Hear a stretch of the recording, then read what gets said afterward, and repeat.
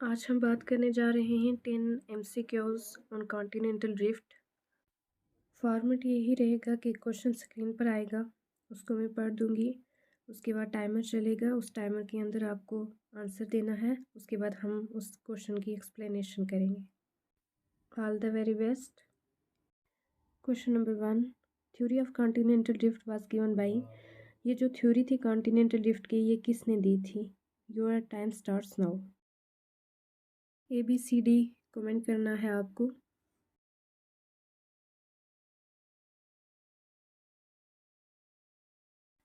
Alright, इसका time ख़त्म होता है। आंसर है सी, अल्फ्रेड वैगनर।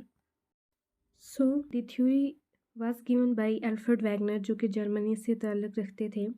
वो एक मेट्रोलॉजिस्ट थे और जियोफिजिस्ट भी थे। यहीं से आपके 2 MCQs और क्लियर हो रहे हैं।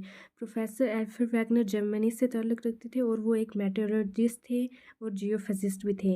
उन्होंने अपनी कॉन्टिनेंटल ड्रिफ्ट थ्योरी 1912 में प्रोपोन्ड की। अब यहाँ पर आपका ये MCQ क्लियर हो रहा है। कॉन्टिनेंटल ड्रिफ्ट जो थी वो 1912 में प्रपोन्ड की गई अल्फ्रेड वैगनर के द्वारा, लेकिन ये 1922 तक शाया नहीं हुई। फिर 1922 में इन्होंने एक अपनी बुक लिखी, डाई इंस्टी हंग डेयर कॉन्टिनेंट एंड ओजीन। उसके बाद जो है ये कॉन्टिनेंटल ड्रिफ्ट थ्योरी लाइट में आई।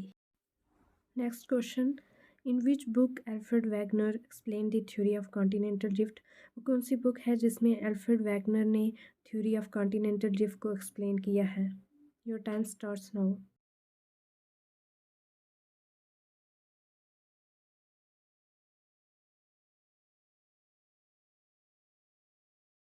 Okay, and the answer is C, the origin of continents and oceans.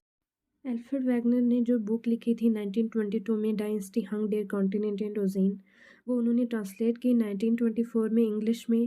देखिए यहाँ से वन मोर MCQ मिलता है। इंग्लिश वर्जन में ट्रांसलेशन 1924 में की गई और उसका नाम the origin of continent and ocean रखा गया। Question number 3, CTD was made to explain.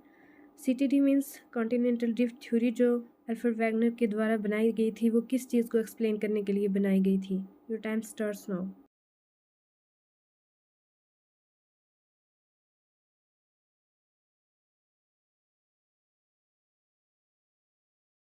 Okay, and the answer is C, global climatic change of past. Main aim था वैगनर का कॉन्टिनेंटल ड्रिफ्ट थ्योरी को पेस्टुलेट करने का, कि वो explain कर सके जो मेजर क्लाइमेटिक चेंज हुए हैं पास्ट जियोलॉजिकल हिस्ट्री में। एग्जांपल के तौर पर कार्बोनिफेरस ग्लेशिएशन जो हुआ था major parts of Gondwana land में। Question number 4, which of the following name was given in continental drift theory to a single one land mass. के इनमें से वन सिंगल लैंड मास को कौन सा नाम दिया गया था? Time starts.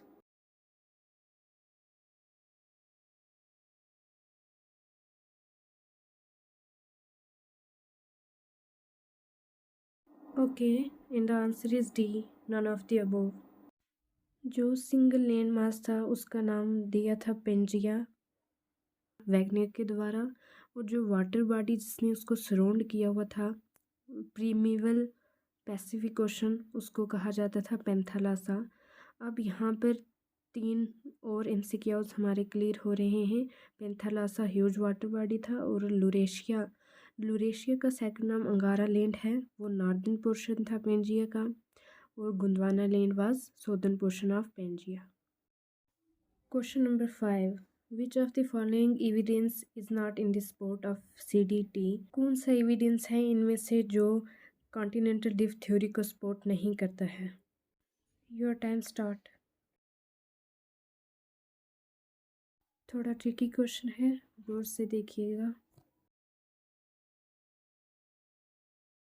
Okay, and the answer is A, glossopteris fauna. देखिए, फाना नहीं था, फ्लोरा था, वो प्लांट्स थे, एनिमल्स नहीं थे। So your answer is A, glossopteris fauna. ये फ्लोरा मिला था इंडिया में, साउथ अफ्रीका, ऑस्ट्रेलिया, अंटार्कटिका, यानी गोंडवाना लैंड की जो भी कंट्रीज़ थी उनमें पाया गया है, और ये प्रूव करती हैं कि वन सिंगल लैंड मास था पहले। Question number 6, which force is responsible for westward movement of continents? वो कौन सी फोर्स थी जिसने वेस्टवर्ड कॉन्टिनेंट को ड्रिफ्ट किया? Your time starts.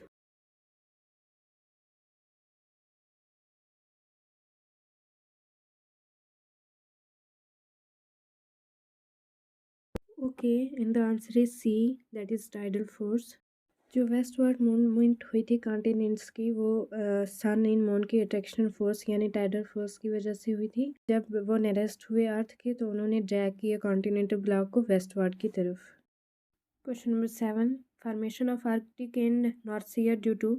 जो फॉर्मेशन हुई थी नॉर्थ सीयर और आर्कटिक की, वो किस वजह से थी? Your time starts now.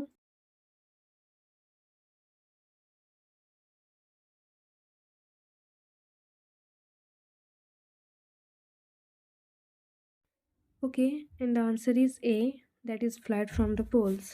So Arctic और नॉर्थ सीयर की फॉर्मेशन हुई थी due to flight from the North Pole. Indian ocean की फॉर्मेशन हुई थी क्योंकि नॉर्थवर्ड हुई थी इंडियन पेनिनसुला की, और Atlantic ocean due to westward movement of two Americas जो थे उनकी वेस्टवर्ड मूवमेंट की वजह से। पैसिफिक ओशन जो रिमेनिंग पेंथरलेसा ओशन रह गया था, वो as a Pacific ocean represent किया जाता है।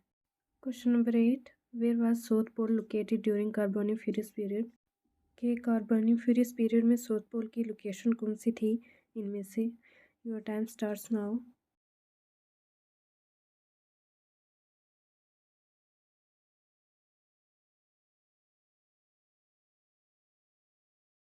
ओके, आंसर है ए, दैट इज़ दर्बन। कार्बोनिफेरस के टाइम साउथ पोल जो था वो, ये आप देख सकते हैं अफ्रीका के नीचे ये साउथ पोल दर्बन में लोकेट था उस वक़्त, और इक्वेटर जो था हमारा लंदन से पास करता था। क्वेश्चन नंबर 9 है, Pangaea split into Laurasia and Gondwana land. के पेंजिया कब स्प्लिट हुआ? लुरेशिया और गोंडवाना लैंड में किस पीरियड में स्प्लिट हुआ? Your time starts now.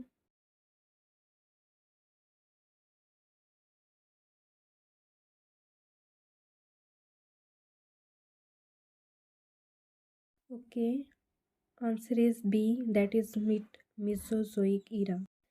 देखिए जी, यहाँ पर जो पेंजिया है वो पैलोजोइक ईरा तक बिल्कुल फिट है, यानी उसमें कोई ड्रिफ्टिंग नहीं आई है।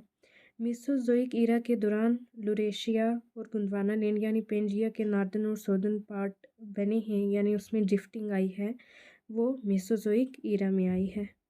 Question number 10, Indian plate collided with Eurasian plate in. जो इंडियन प्लेट थी वो यूरेशियन प्लेट से कब कोलाइड हुई? Your time starts now.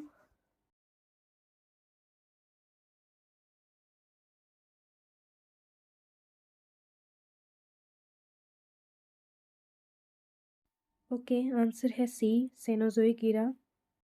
Indian plate और यूरेशियन प्लेट का जो कोलिजन हुआ है उसको ज़्यादा टाइम नहीं हुआ, लेटेस्ट इवेंट है ये। कोलिजन को ओनली 10 मिलियन ईयर्स ही हुए हैं। यहाँ पर देखिए on the screen, Mesozoic era में इंडिया बिल्कुल सेपरेट है, वो किसी भी कॉन्टिनेंट के साथ जुड़ा हुआ नहीं है। सीनोजोइक ईरा में इंटर होते ही इंडिया का कोलिजन हो रहा है यूरेशिया के साथ, और उसकी वजह से हिमालयाज़ की फार्मिंग हुई है। जो टालेस्ट और यंगेस्ट माउंटेन्स हैं अर्थ के, उनमें से मेजर माउंटेन सिस्टम है हिमालयाज़ भी। और देखिए कॉन्टिनेंट्स की ड्रिफ्टिंग स्टिल कंटिन्यू है। ग्रीनलैंड ड्रिफ्ट कर रहा है 20 सेंटीमीटर पर ईयर वेस्टवर्ड की तरफ।